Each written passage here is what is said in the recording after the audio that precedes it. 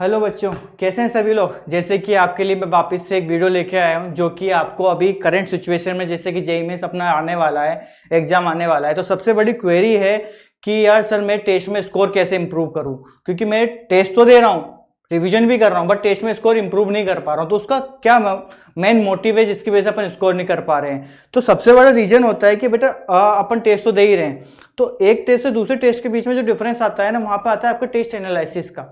अपन test को analysis कैसे कर रहे हैं। एक तो वो होता है कि गधे की चाल चल रहे हैं, जैसे मन में आए बता दिए, सॉल्यूशन देख लिए, समझ लिए, आगे बढ़ गए। अरे नहीं भाई, यहाँ पर आपको एक प्रॉपर तरीके से रिवीजन करना पड़ता है, तो प्रॉपर तरीके से ही अपन को टेस्ट एनालिसिस करना पड़ेगा।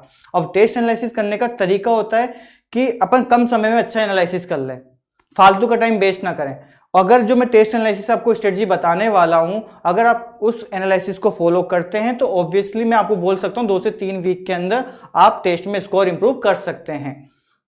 अब कितना करेंगे वो आपके टेस्ट एनालिसिस के ऊपर डिपेंड करेगा कि आपने टेस्ट की स्ट्रेटजी को कैसे फॉलो किया है, राइट। तो मैं आपको जो पॉइंट समझाने वाला हूं उसको अच्छे से फॉलो करना, आपका टेस्ट में स्कोर 100% इंप्रूव होगा, ये मेरी गारंटी है, ठीक है। तो फर्स्टली टेस्ट को कैसे एनालिसिस करते हैं, देखो फर्स्टली आपको क्या करना है।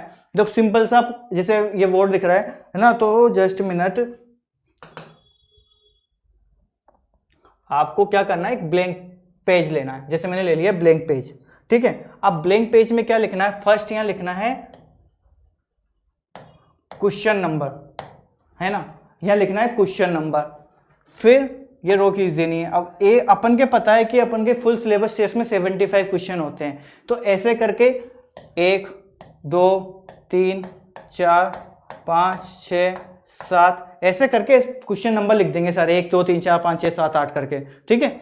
देन दूसरा कॉलम बनेगा अपना राइट या रॉन्ग। क्वेश्चन अपना राइट हुआ या रॉन्ग हुआ, क्या ना, राइट हुआ या रॉन्ग हुआ।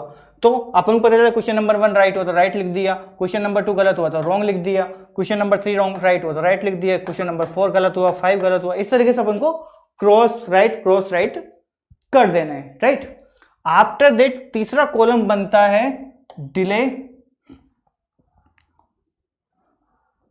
तीसरा कॉलम बनता है डिले एंड स्टेंट, जो कि सबसे इंपॉर्टेंट रीजन होता है, क्योंकि अपन इस जगह पे क्या करते हैं, हमेशा अपना माइंडसेट होता है कि मैं जो मेरे से क्वेश्चन गलत हुए ना, मैं उसका ही एनालिसिस करूं। लेकिन यहां पर टेस्ट एनालिसिस में एक पॉइंट अपन जो भूल जाते हैं हमेशा, वो होता है जो क्वेश्चन राइट हुआ ना, उस क्वेश्चन का भी अपन को एनालिसिस करना है, क्योंकि वो क्वेश्चन अपन को राइट तो हो गया, लेकिन वो क्वेश्चन अपन को वक्त निकाल के देके जाता है, जो कि अपन आने वाले इसमें जो नंबर ऑफ अटेम्प्ट्स होते हैं अपने, जैसे मान के चलो मैंने 50 अटेम्प्ट किए, तो वो आने वाले टेस्ट में 52 हो जाते हैं। क्यों? वो राइट क्वेश्चन अपन को एक टाइम निकाल के देके जाता है कि ये क्वेश्चन मुझे इतना टाइम में करना चाहिए था बट मेरा ज्यादा लग गया। तो ये डिले और स्टेंट ये आपको बताता है कि किस क्वेश्चन में कितना वक्त लगा, समझ रहे बात को। तो इसमें अपन को क्या करना है, जैसे मेरा क्वेश्चन 1 और क्वेश्चन, जैसे मेरा क्वेश्चन 1 था, ठीक है, अब ये राइट हो गया। अब इसमें अपन को स्टेंट डिले में क्या लिखना है, स्टेंट का मतलब क्या, जैसे मैंने क्वेश्चन रीड किया, स्टेंट मुझे समझ में आ गई क्वेश्चन कैसे स्टार्ट होगा, तो उसकी जगह अपन को स्टेंट लिख देना है। समझ रहे बात को, क्या लिख देना है, स्टेंट लिख देना है। अगर क्वेश्चन डिले होता है तो अपन को क्या कर देना है, डिले लिख देना है, डी लगा देना है। डिले का मतलब ऐसे नहीं कि यार अपन 5 मिनट 10 मिनट ले, नहीं, क्वेश्चन मैंने पढ़ा, मुझे थोड़ा सा वक्त सोचने में लगा, क्वेश्चन की अप्रोच पकड़ने में लगा, वो भी डिले है भाई, भले वो 10 सेकंड का डिले हो। अगर आपने 10-10 सेकंड के 10 क्वेश्चन का डिले निकाल दी तो मैं 1 मिनट निकाल दिया, 1 मिनट में कोई दूसरा क्वेश्चन के आधा क्वेश्चन कर सकते हैं अपन, समझ रहे बात को। तो स्टेंट एंड डिले ये आपका मेन पॉइंट होता है, राइट। इस तरीके से हर क्वेश्चन के आगे स्टेंट डिले इस तरीके का अपन हर क्वेश्चन के आगे लिखेंगे। तो इसमें आपकी 4 प्रॉपर्टी बनेगी, क्या बनेगी, 4 प्रॉपर्टी। एक तो होगा राइट और स्टेंट, ठीक है, एक होगा रॉन्ग स्टेंट, एक होगा आपका राइट और डिले, और फोर्थ प्रॉपर्टी होगी रॉन्ग और डिले। इन 4 प्रॉपर्टीज पे ही आपका टेस्ट एनालिसिस टिका हुआ है बेटा। अगर आपने इन 4 प्रॉपर्टीज को अच्छे से फाइंड आउट कर लिया तो आप अपने टेस्ट में 40 से 50 नंबर 2 से 3 टेस्ट के अंदर आप इंक्रीज कर सकते हैं। ये सिंपल सी बात है, क्योंकि ये मैं हवा में बात नहीं कर रही, ये प्रैक्टिकली बात है। अब इसमें क्या होता है ना कि आपको एक छोटी सी डायरी बनानी है, ज्यादा बड़ा रीजन नहीं लिखना है, क्योंकि क्या होता है ना कि अपन 3-3 4-4 पेज का टेस्ट एनालिसिस लिख डालते हैं, क्वेश्चन लिख डालते हैं, आंसर लिख, अरे नहीं, कुछ नहीं लिखना।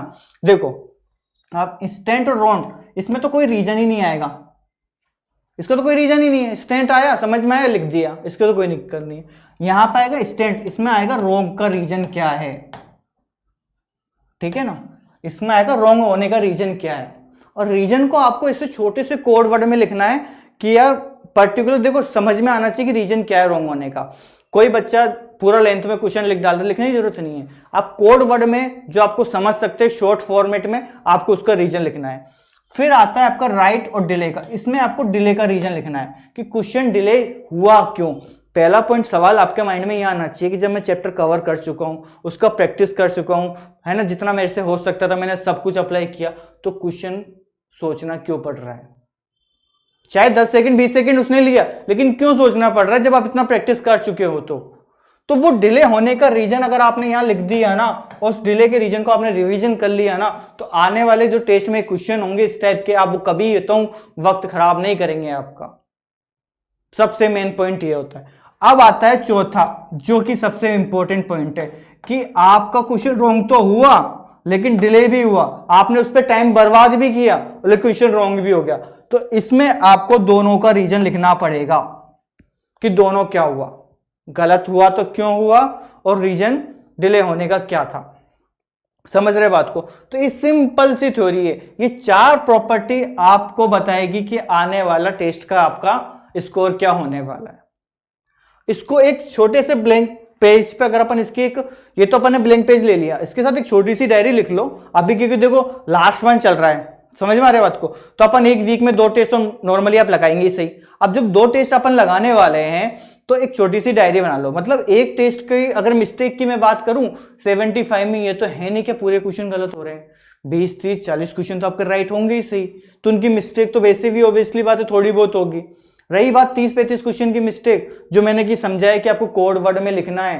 कोड वर्ड का मतलब ये नहीं कि छोटे छोटे कोड वर्ड में, मतलब आपको समझ में आए, आप रिवीजन आसानी से कर सके। अगर मैंने आपने 30 टेस्ट दिए तो 30 पेज के अंदर एनालिसिस हो जाना चाहिए, ताकि जब मैं टेस्ट देने जाऊं तो उस टेस्ट के एनालिसिस को, मतलब कॉपी को कवर कर सकूं। ऐसा नहीं कि साला पूरी एक फाइल भर रखी है, एक रजिस्टर भर रखा है, उसको एनालिसिस को पढ़ने में ही साला 2 दिन लग जाएगा, तो एग्जाम से पहले क्या रिवीजन करेंगे अपन। इतनी सी डायरी रखो, एक टेस्ट का एनालिसिस एक पेज में आराम से हो जाए, इतनी सी मिस्टेक डायरी लिखो। और सबसे मेन पॉइंट, जो आपकी मिस्टेक डायरी है ना, वो एवरी संडे आपको रिवीजन करनी है टेस्ट देने से पहले। आप संडे को टेस्ट देते हैं या वेडनेसडे को टेस्ट देते हैं या थर्सडे को टेस्ट देते हैं, उससे पहले उस डायरी को रिवीजन कीजिए। 10 मिनट लग रहा है खींच के, 5 से 10 मिनट लगेगा, उसको रिवीजन कर लीजिए। आपके जितने भी टेस्ट के स्कोर अभी तक गिर रहे थे, मेरी गारंटी है आपका प्लस होगा ही होगा। लेकिन इस टेस्ट का एनालिसिस को ये नहीं कि मैंने आज समझाया, आपने एक टेस्ट में अप्लाई किया और आप बहादुर बन गई चीज में, नहीं।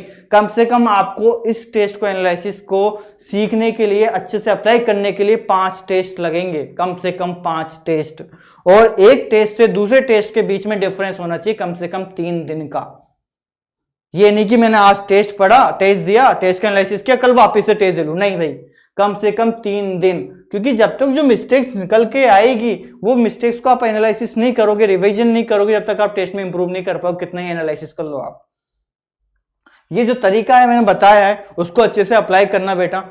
ऑब्वियसली बात है, आप मेहनत कर रहे हैं, सीरियस हैं, बट टेस्ट एनालिसिस एक इंपॉर्टेंट पार्ट है जो आपके टेस्ट को इंक्रीज करेगा। तो मैंने चीज समझा दी है आपको, जैसे कि मैंने लास्ट वादा किया था कि मैं आपको बताऊंगा कैसे एनालिसिस करते हैं। तो इस एनालिसिस को अच्छे से करना अप्लाई, और सीखना, कोशिश करना, और मेहनत करते रहो, अपने जेईई मेंस के एग्जाम को अच्छे से फोड़ना है। ओके बच्चों, wish you all the best.